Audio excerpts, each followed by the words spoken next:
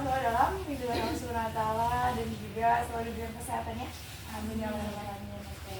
Sebelumnya izin perkenalkan diri dulu ya. Saya Ratu Fadila Jani dari jurusan Bimbingan Konseling Islam Fakultas Dakwah dan Komunikasi UIN Sunan Gunung Jati Bandung. Nah, di sini saya akan melakukan penyuluhan KB. Sebelumnya ada yang tahu nggak penyuluhan KB itu apa? Enggak. Ada yang tahu nggak? Enggak. Masa nggak ada yang tahu? Buat Tapi pernah dengar? mencegah banyak anak, mencegah kehamilan. Mencegah kehamilan. Bisa, oke. Iya. Ya, jadi penyuluhan KB ini adalah kegiatan yang bertujuan untuk memberikan pengetahuan, sikap dan perilaku, harapan tentang keluarga berencana atau KB. Nah, penyuluh KB ini bisa mencakup berbagai pelayanan ya, seperti misalnya cara alat kontrasepsi itu kayak gimana, terus tentang pranikah, efek sampingnya itu apa, terus juga kesehatan reproduksi dan kesiapan fisik sebelum menikah itu seperti apa, kayak gitu. Dan nanti jadi kalau teteh-teteh sebelum menikah mau konsul nih mengenai alat kontrasepsi, terus tentang pranikah juga bisa ke penyuluh KB yang ada di tempat masing-masing. Karena biasanya di setiap daerah itu, di desanya atau kelurahan itu ada seorang penyuluh KB atau yang sering disebut dengan PKB. Nah, biasanya bekerja di bawah naungan BKKBN dan biasanya bekerja di tingkat desa atau kelurahan yang diutus misalkan dari kecamatan biasanya. Nanti ada koordinator KB-nya di kecamatan. Terus ada yang namanya pendamping desa, nantinya PKK, pendamping keluarga di desanya kayak gitu. Nah, di sini juga ada tema yang akan saya sampaikan, yaitu tentang mengenal alat kontrasepsi pilihan yang aman dan tepat untuk masa depan reproduksi yang sehat. Oke. Nah, jadi sebelumnya ada yang tahu nggak apa itu alat kontrasepsi? Ada yang tahu? Untuk mencegah kehamilan. Mungkin pernah mendengar apa mencegah kehamilan? Ya, betul. Kebobolan. Ibu, iya. Ya, betul kayak gitu ya. Jadi alat kontrasepsi ini adalah metode yang digunakan gitu ya untuk mencegah kehamilan dengan cara mengatur reproduksi dan juga untuk memenuhi kebutuhan yang berbeda, namun harus melihat juga fisik dan mental, terus juga dari gaya hidup serta tujuan kesehatan itu untuk apa gitu, baru bisa melakukan atau memasang alat kontrasepsi ini kayak gitu. Nah, bisa dilihat juga nih ya, di sini ada jenis alat kontrasepsi. Yang pertama ada kontrasepsi hormonal. Nah, apa sih kontrasepsi hormonal itu? Nah, alat kontrasepsi hormonal ini mengandung hormon yang berfungsi untuk reproduksi, meningkatkan lendir serviks. Nah, jadi itu tuh, nah contohnya dulu nih ya, ada pil KB, ada implan. Nah, ada juga alat kontrasepsi non hormonal. Nah, apa sih bedanya antara kontrasepsi non hormonal dan juga hormonal? Nah, kalau non hormonal mah jadi tidak mengandung hormon, tapi melainkan untuk mencegah sperma ke vagina, baik itu dari penis maupun dari vagina gitu. Jadi kalau hormonal mah ke tubuh kita gitu, walaupun dipasang enggak di alat reproduksi juga bisa gitu. Kalau misalkan non hormonal mah harus di alat reproduksinya, misalkan di vagina atau di penis kayak gitu. Jadi untuk lebih ke mencegahnya tuh bentuknya tuh lebih ke alat reproduksi kalau non hormonal kayak gitu. Dan kayak gitu. Terus nah yang non hormonal tuh ada apa di sini? Ada kondom dan IUD.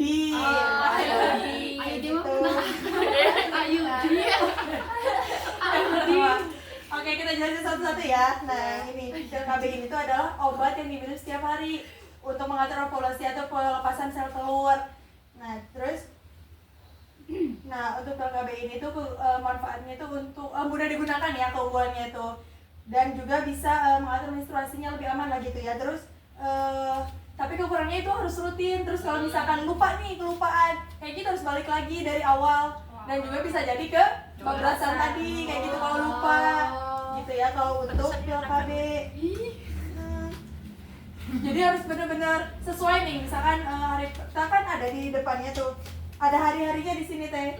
Jadi misalkan hari Senin, Selasa, Rabu, dan biasanya itu setiap hari dalam waktu yang sama. Pil KB-nya sama. Iya, di waktu yang sama. Kayak gitu. Misalkan hari Senin tuh misalkan hari Senin tuh Jam 10. iya misalkan hari jam 10 atau misalkan jam 11, nah itu harus sesuai gitu. Setiap hari Bu diminumnya. Setiap hari. Selanjutnya ya ada suntik KB. Nah kalau suntik KB itu sama jadi disuntik langsung gitu ke tubuh kita lewat suntikan. Nah mungkin ada yang takut ada yang enggak kan kalau suntikan KB itu kayak gitu. Nah terus yang selanjutnya ada implan. Nah implan itu bentuknya itu kayak batang gitu loh, dan dimasukkan ke dalam kulit kita. Kayak gitu. Cuman gitu. Apa keunggulannya? Keunggulannya kalau implan itu sangat efektif.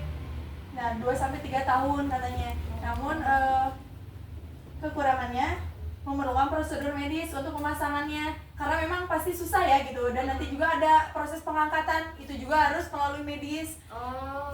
Tapi jangan khawatir karena memang kalau misalnya sesuai prosedur medis pasti aman ya gitu, udah tahu lah gitu, udah ahlinya kayak gitu. Terus yang selanjutnya ada kontrasepsi non hormonal. Di sini ada Kondom. Nah, kondom ini adalah pelindung ya, pelindung penis yang digunakan di alat kelamin pria untuk mencegah ya sperma tuh masuk ke dalam vagina kayak gitu. Nah, keunggulannya kalau dari kondom ini adalah mudah didapat dan juga mudah melindungi ya dari penularan seksual kayak gitu, atau IMS disingkatnya ya. IMS. Pelindung penularan seksual. Terus juga dilakukan harus setiap kali melakukan hubungan gitu ya, kekurangannya itu jadi harus diganti. Terus juga kalau misalnya sperma keluar terus diganti, harus cepat-cepat dibuang gitu kalau misalnya memang udah keluar, jangan dipakai lagi gitu ya. Bocor bocor gitu. Kali pakai kondomnya yang benar-benar bagus. Nah yang selanjutnya ada IUD.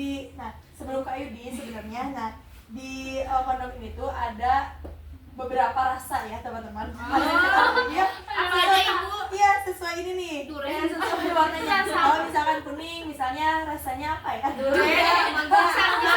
Pokoknya beda-beda ya. Kayak yang pink nih, strawberry nih rasanya. Itu jeruk, gitu. jeruk. Ada. Emang kan ada Gitu. masuk. Jadi baunya bukan rasanya gitu kayak gitu. Si ibu. Iya kayak gitu. Itu ya, Beteran cuma. Jadi memang banyak alasannya, dan juga beberapa tingkatan sebenarnya kondom tuh. Ada yang bagus, ada yang bagus banget, ada yang biasa aja. Nah kalau yang biasa aja berarti tingkat keelastisan si kondomnya itu berarti apa ya, dikhawatirkan gitu, bisa gampang sobek kayak gitu. Ya kan udah Kondom yang bagus kayak gimana? kayak gitu. Yang elastis. Yang elastis. Gimana? Kondom yang bagus emang yang kayak gimana Bu? Iya, yang paling bagus tuh berarti Yang yang mahal. kekuatan betul.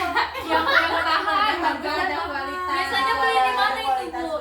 Kalau yang di Alfa itu Alfa gimana? ada, Kak? Ada di Alfa, ada yang paling bagus kayaknya biasanya di apotek nih gitu iya. kan. Karena mungkin lebih aman gitu ya, dan lebih ini. Tapi bisa jadi sih di Alfa juga ada ya, karena saya juga kurang tahu ya kalau misalkan di Alfa tuh tingkat apa gitu yang di Alfa tuh. Nah, saya juga belum pernah mencoba. Buat apa itu? Karena belum menikah saya juga, betul. Oke. Sini udah. Oke. Yang selanjutnya nih ada IUD.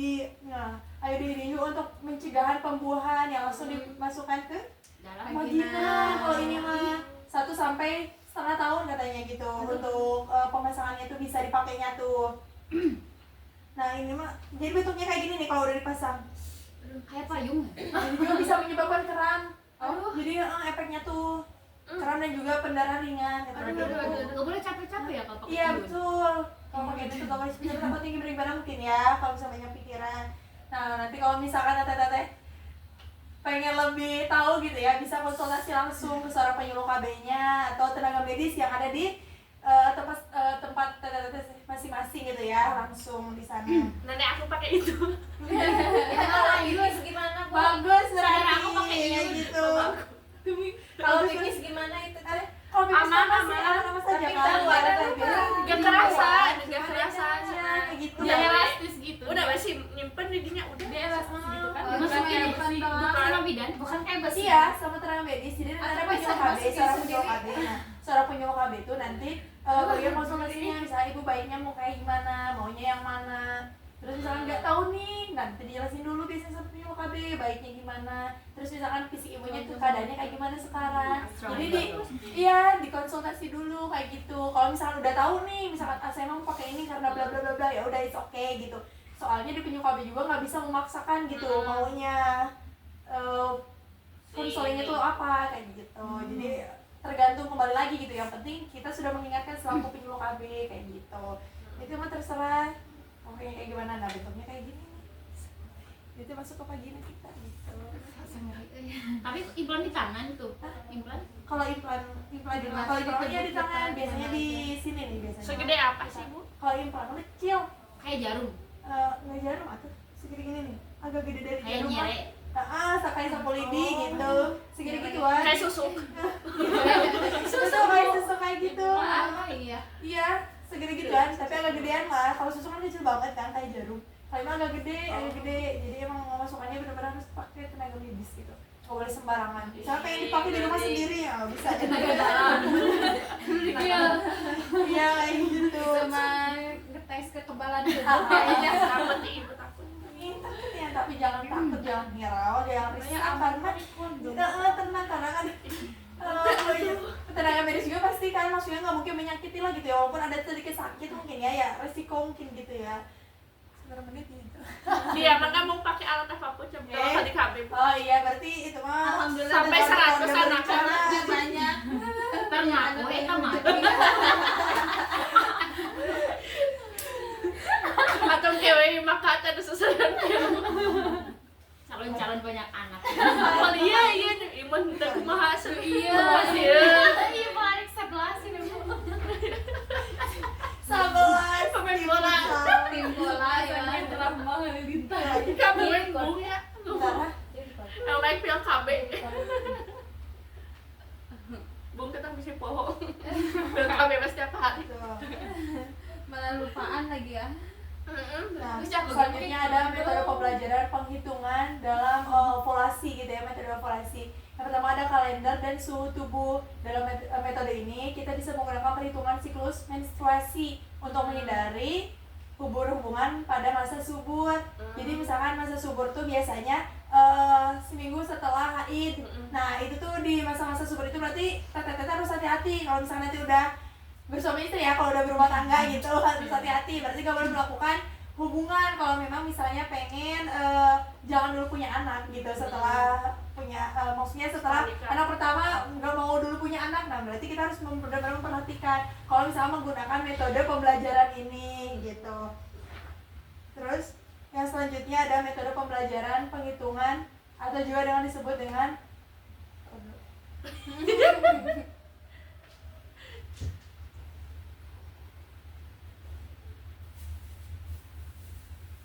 tanya guys.